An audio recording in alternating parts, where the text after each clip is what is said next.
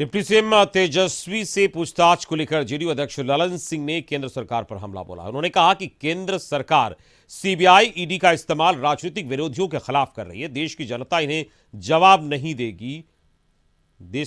जवाब देगी। ललन सिंह ने कहा कि 2014 में बीजेपी आई थी, तब कुछ नहीं किया, लेकिन 2022 में महागठबंधन के बनते ही दिव्य ज्ञान हो गया और कार्रवाई करने लगे। राहुल गांधी की सदस्यता जाने को लेकर ललन सिंह ने कहा कि देश की 14 महत्वपूर्ण विपक्षी दलों ने सुप्रीम कोर्ट में याचिका दायर की है, जिसमें केंद्रीय एजेंसियों के दुरुपयोग पर रोक लगाने की मांग की है। और ललन सिंह ने कहा कि समय पर एक हिसाब चुकता कर देंगे। लेकिन उस समय भी जांच हुई, सीबीआई ने उस फाइल को बंद कर दिया।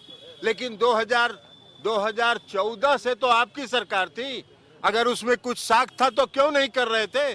2022 में जब महागठबंधन में नीतीश कुमार जी फिर से शामिल हो गए तो आपको एकदम दिव्य ज्ञान हो गया साक्ष्य का और कार्रवाई करने लगे। तो ऐसा दिव्य ज्ञान तो उसी को होता है ना। तो इसलिए ये जाहिर है कि जो केंद्र की सरकार है वो सीबीआई का, ईडी का, इनकम टैक्स का इस्तेमाल राजनीतिक कारणों से कर रही है, अपने राजनीतिक विरोधियों को परेशान करने के लिए कर रही है, उन पर दबाव बनाने के लिए कर रही है। लेकिन देश की जनता सब देख रही है, समय पर उनका हिसाब चुक।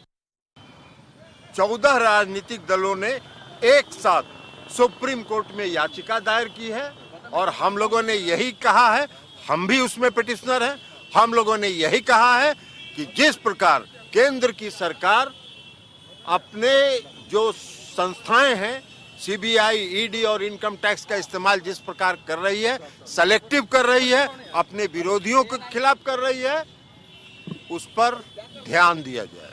और सुप्रीम कोर्ट ने 5 अप्रैल को तिथि निर्धारित कर दिया है उसकी सुनवाई के लिए।